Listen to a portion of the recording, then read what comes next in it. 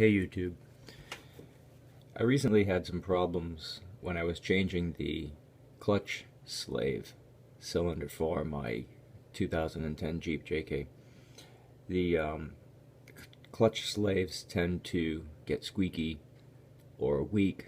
Sometimes the boot inside tears, and sometimes small leaks develop and you lose pressure, and it's hard to shift into first gear or second gear from a stop.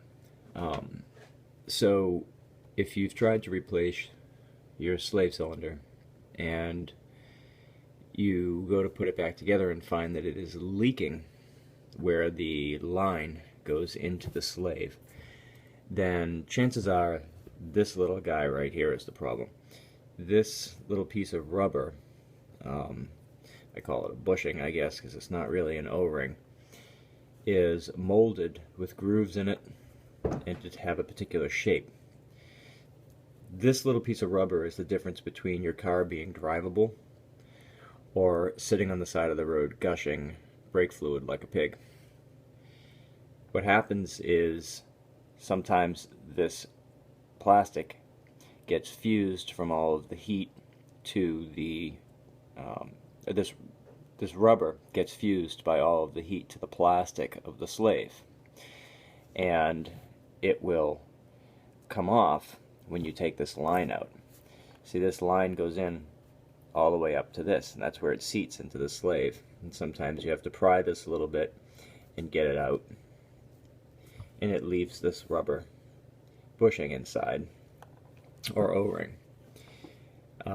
These things are pretty bouncy and they roll around, and it's very easy for them to disappear across the garage floor if you take your slave off and don't realize that this flies out. It's also hard to see, and it looks like a pebble. Sometimes though, this little bushing or O-ring gets stuck down inside of the slave, and if that is the case, you can just go in with a small flathead screwdriver and pry it out, and it does come out because it's coated in brake oil and it's really slippery. It comes right out, and this is actually a pretty hardy piece. It's very difficult to do damage to it, I've found, because well, let's just say through trial and error. However, if you don't realize you're missing this piece and you try to seat this into the slave, what happens is the cavity in there is about this wide. So when this seats, it feels like it fits, and you're going to put the clip in, which goes into this groove here on the outside.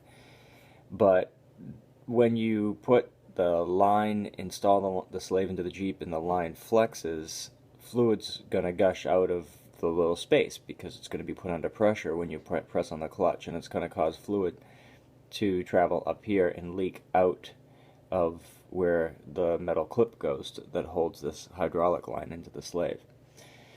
So what you have to do is check your old slave, see if this little rubber O-ring is in there, check the garage floor.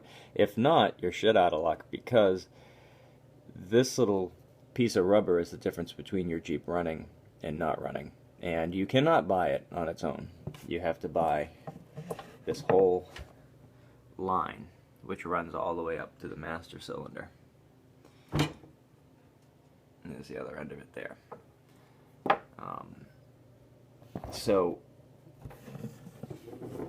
what you do is you take this little O-ring and you seat it on the hydraulic line. Now, the first couple of times I did this, I seated it on the line and I thought I was good, and I put it in the slave, and as soon as I applied any pressure to the slave to bleed it, it would leak brake fluid out of where the line goes into the slave. So I would take it apart, I would take this off, this would be dripping fluid down into my eye, I'd put this back on again, I'd seat it good, really pushed it on there, and then I'd put it back in, and it would gush fluid, maybe just a couple of drops, maybe a gush, depending upon how I got it seated in there. But the second applied pressure, it leaked. Why was that happening?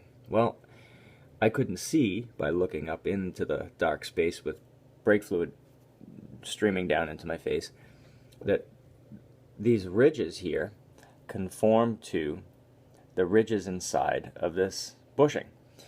So what really has to happen is this has to go up, and you think it's seated, but it's not. It has to be pressed up in, and it's really hard until it snaps into place. It's actually virtually impossible to get this thing off without using some sort of screwdriver. So once it's on there, and when it seats in, it pushes that rubber down into that space and will form a perfect seal. So if you have your O-ring on and you're putting your hydraulic line into your slave and it's still leaking, you probably don't have this O-ring seated all the way. So snap that sucker on there. If you're still having problems, take it apart, getting it on there. Then there's grooves in here. You'll want to make sure that you clean those out really good before you snap the O-ring on. And as it appears on the screen, this should work perfectly fine. This line has been used in 2 slaves, and it probably could last the life of the vehicle. So it's a pretty hardy part, but this little piece of rubber you cannot buy separately, and it does mean the difference between your Jeep sitting on the side of the road or your Jeep being drivable.